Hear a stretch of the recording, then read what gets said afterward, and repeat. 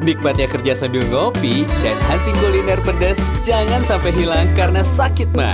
Minum Proma dengan formula hidrotalsit, magnesium hidroksida, dan simeticon cepat redakan sakit mah. Proma, ahlinya lambung.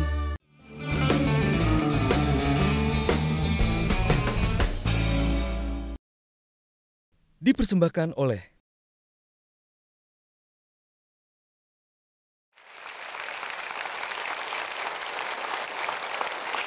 Mas Wahyu, setelah Anda kehilangan nenek, ayah, ibu, 4 adik sekaligus ya, pada saat bencana tsunami, Anda kemudian ditugaskan ke Medan.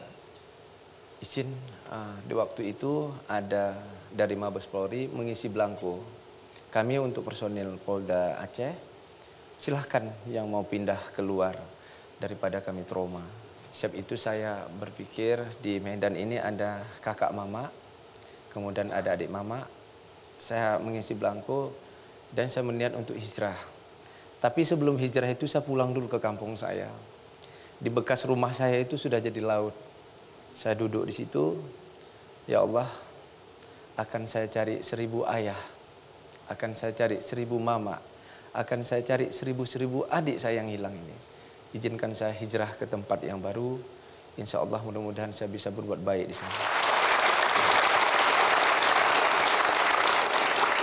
Jadi apa maksud doa Anda dengan mencari 1000 orang tua, 1000 adik tadi? Itu apa makna dari doa Anda ini?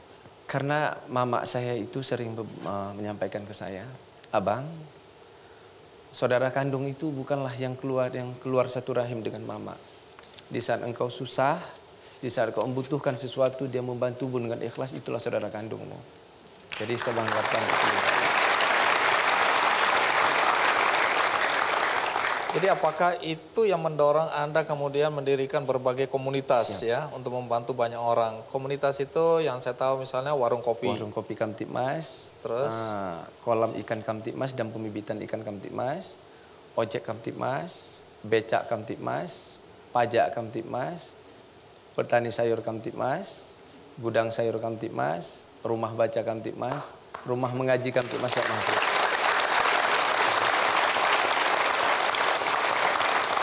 Nah, jadi urusan komunitas pedagang sayur. Bagaimana memulai komunitas ini awalnya? Seiring saya duduk di pangkalan becak, ketepatan pangkalan becak dengan pajak kaget ini, dulu nampak pajak kaget. Datang preman, deren. Nah, terima kasih, Anda waktu ngomong preman lihat ke bawah. Siap.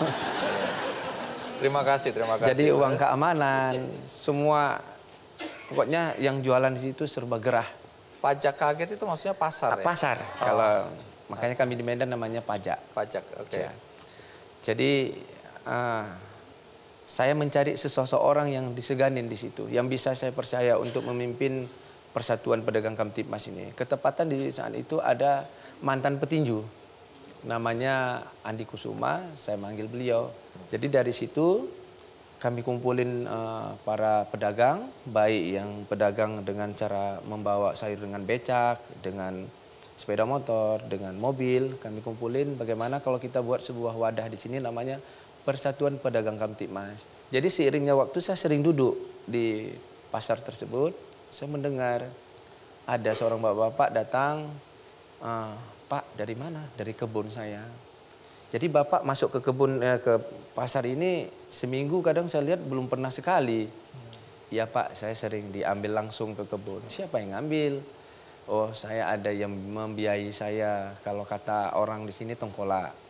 Saya dikasih bibit, saya dikasih pupuk. Tapi saya Pak tidak pernah tahu berapa harga di pasar. Jadi biasanya tengkolaknya duduknya di mana? Rupanya dia menunggu 1 kilometer sebelum sampai ke pasar kami. Oh, udah dicegat, siap, diborong. Saya datangin ke dia. Bang, abang ada uang, saya ada uang.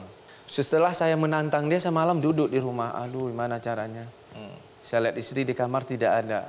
Saya lihat berangkas, kan saya tahu pinnya berangkas istri. Oh iya, iya. Saya lihat, ada surat. Suami siaga berarti ya? Siaga. Jadi ketepatan ada surat rumah di situ. surat rumah Anda Iya. agunkan? Iya, surat rumah. Istri nggak tahu? Nggak tahu. Jadi besok lebih bergaya saya duduk daripada si tenggolaknya kemarin. Kalau tenggolaknya pakai payung, saya duduk begini dia di atas becak. Karena saya udah megang duit 25 juta.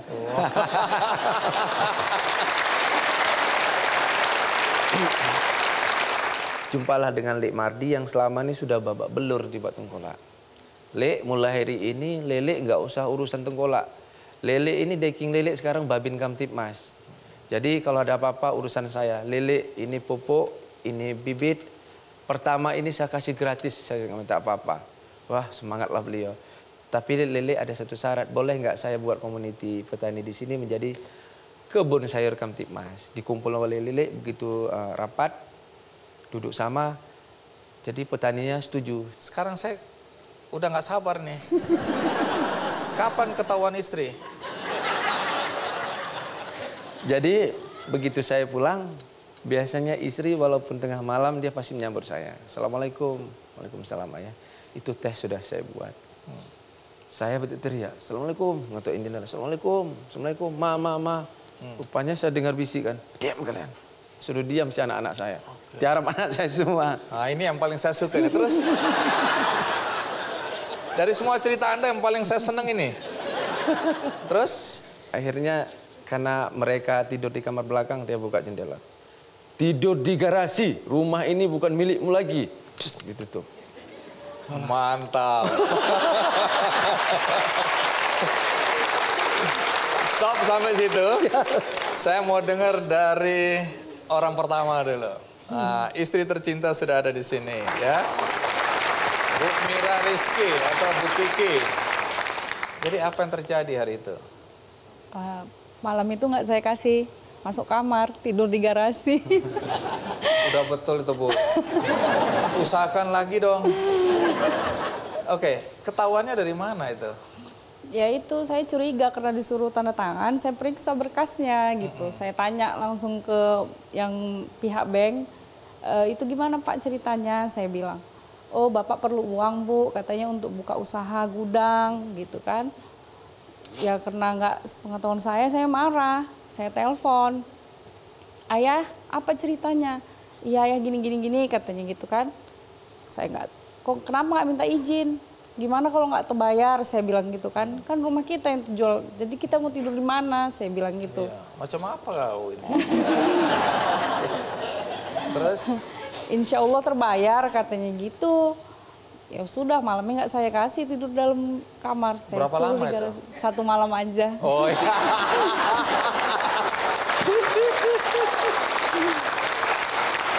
Tapi tunggu dulu, kita kembali ke belakang. Sebelum menikah, saya dengar kan karir Anda bagus. Jadi direksi, bahkan di Rut kalau nggak salah ya, di sebuah perusahaan outsourcing. Iya. Kenapa mau kawin sama polisi?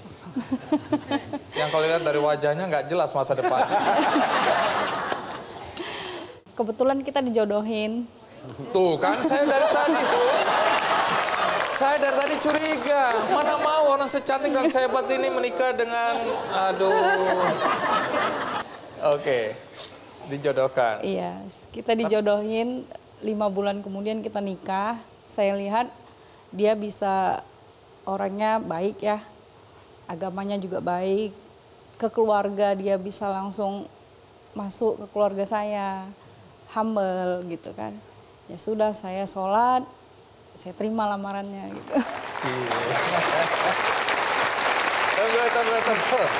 Tunggu, belum jelas. Anda bahagia nggak sekarang ini? Sekarang bahagia. Sekarang. Oh ya, di sini juga ada AKBP Farida Nasution ya, sebagai orang tua Babin Kamtipmas. Terima kasih. Oke, sekarang apa yang dirasakan oleh masyarakat dengan adanya komunitas pedagang sayur dan gudang sayur ini? Kalau keuntungan pertama untuk saya dulu, saya begitu masuk ke wilayah kerja saya, masyarakat itu sudah berkerumun. Gimana Pak, sehat Pak? Pak ngopi yuk. Pak udah makan Pak. Pak yuk, kalau bisa di sini aja. Ayo ini Pak kopinya, Bapak merokok. Disiapkan semuanya. Itu keuntungan bagi saya, mungkin saya satu kelurahan yang saya bina itu 12.000 kakak, berarti itulah si keluarga baru saya. Jadi doa 1000 itu sama Tuhan dikasih berlipat-lipat ya, saudara, keluarga. Terakhir saya dengar Anda punya cita-cita lagi, ingin melakukan kegiatan baru lagi, yaitu mendirikan panti asuhan. Kenapa? Kita mempekerjakan yang seperti adik saya yang kurang sempurna. Jadi contoh yang selama ini mereka meminta di lampu merah, paling dikasih sama orang 1.000 perak atau 2.000 perak. Kalau bawang packing ini kami gaji 1.000 perak sekilo. Kalau bawang Jawa 1.500. Kalau bawang putih 1.500. Kalau cabai membersihkan itu 1.000. Kalau kol membersihkan aja itu 500 perak. Jadi itu alasan Anda untuk membuat panti asuhan, menampung mereka yang memang membutuhkan. Baik, Mas Wahyu. Terima kasih sudah hadir di acara Kikendi dan berbagi cerita yang inspiratif buat kita semua ya. Semoga cita-cita Anda bisa terwujud. Terima kasih. Tamu kita berikutnya seorang lawyer atau pengacara, tapi dia punya profesi sampingan yang mungkin bertolak belakang atau jauh dari pekerjaan seorang pengacara. Apa yang dia lakukan? Siapa dia? Ikuti terus Kikendi. Siapa yang tahu kira-kira profesi Pak Tarjo selain jadi lawyer apa ya? Tukang ojek, tukang gali kubur. Iya, cocok juga sih kalau dilihat.